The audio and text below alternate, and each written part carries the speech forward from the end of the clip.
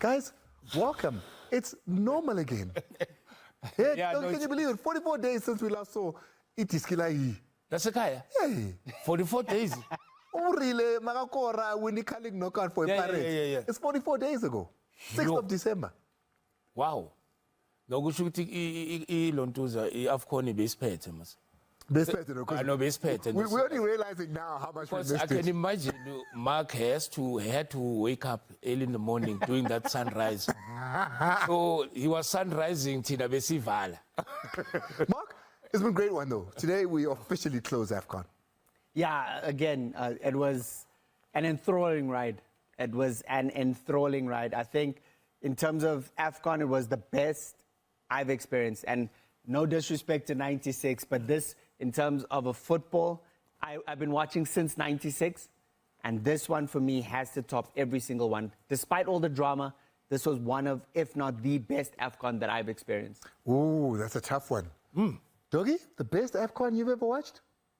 I loved 2023 in Cote d'Ivoire. Yeah, I think so. But I think like football is a game of opinion. So which one has been your favorite since 96? 96. I should have said besides 96. Ladies and gentlemen, but before we do that, I need to give a heads up. And I know my bosses are going to kill me for this. Going to say, Angela, this is time. It's not for us here. But a big shout out to the SABC Sport. We promised you would give you every single game. We promised you would give you the best of analysis, presentations, and the shows that lead up to it and post every single match.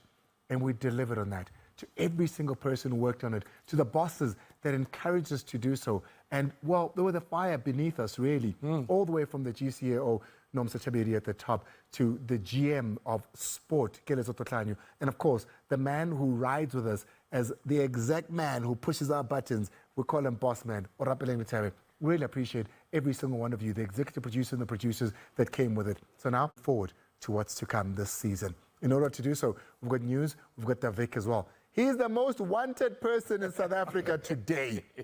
Vic, the pressure's on. Service delivery in totality. Right now, kune goal ikorwe Senegal. Banye bathi no kuna foul irobiwe Senegal blah blah blah. This is soccer zone. We are back to finish it up here. Esula sakho satseka or sisatseka ngiyabuya. Well, we can't wait. That's coming up, and a lot more decisions that were made, of course. But firstly, still get when AFCON. We want to know from you to be a part of the show and engage with us. What are your thoughts on what happened during the 2025 AFCON final between host Morocco and eventual champions Senegal? It felt like Africa's win. I must be honest. It felt like a win of the people. But I'd love to hear from you. Let me not be the one that tells you how you feel. Hey, Mazala Malefe is en route. As we speak, he just texted me saying he's flying over Angola, coming back to South Africa. So with that, it means we get, a monster of a broadcaster, Lonwabo.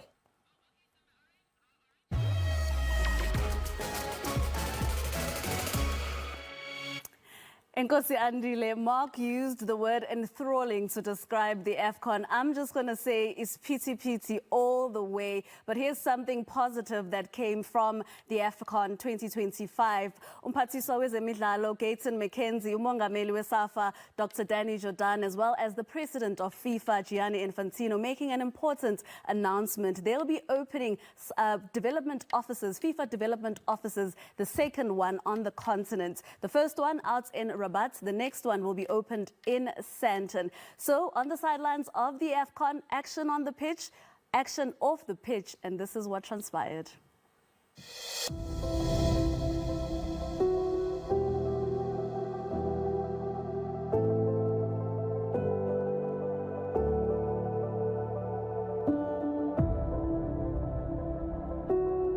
Well, today was a very great occasion, very big for Southern Africa.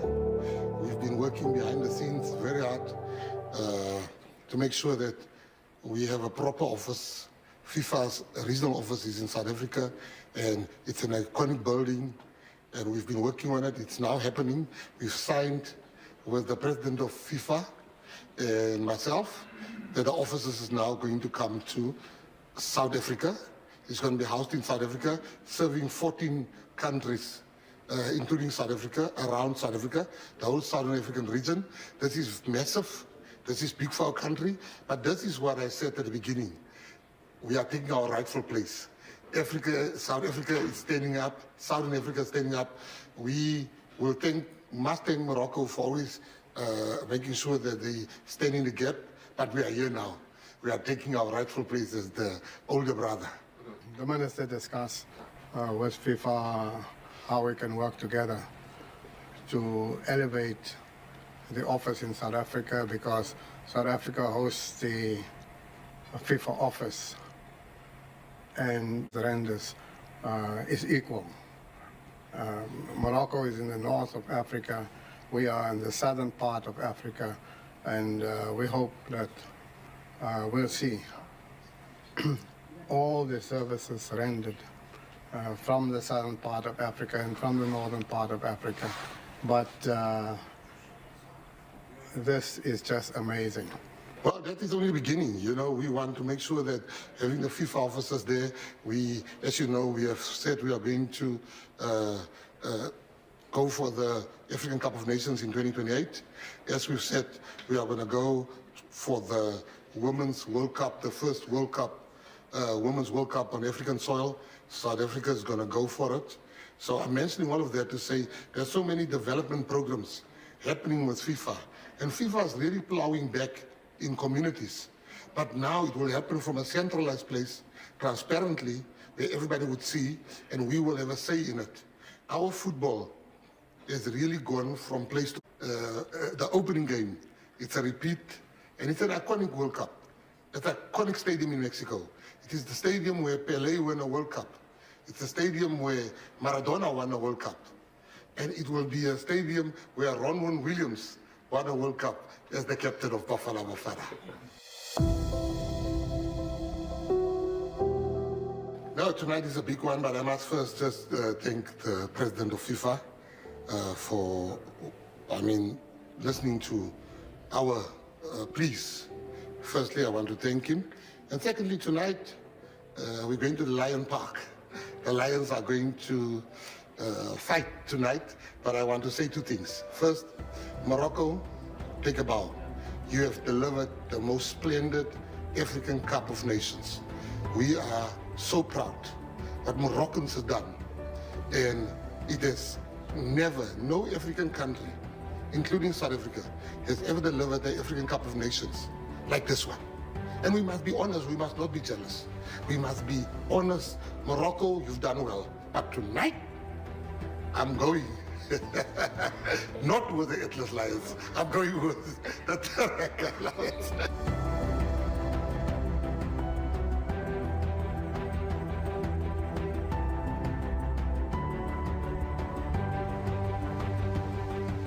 Infrastructure plays a massive role. There's two things South Africa needs to emulate here. One is our infrastructure. Two is the government spending money to make money. Look at the hundreds and thousands of tourists here. Once you can understand, we mustn't treat sport as entertainment. We must treat sports as a business. As a business. And for me, walking here was so nostalgic. Jessica Mtaung has an office here. I mean, really now. Just come here, Jessica. Jessica's got an office here. I'm talking to Jessica. She's like, yeah, you can come to my office. And I'm like, okay. Yeah. No, I think it's lovely to see you here, and we'll walk through and show you the ACA.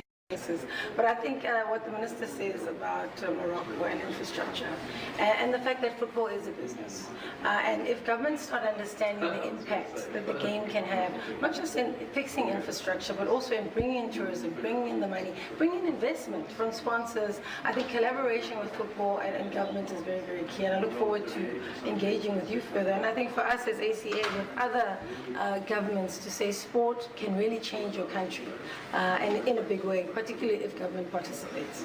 I just have one question. Thank you. President, one question. Please. Which, of all the World Cup songs, which one is your favorite? Waka waka!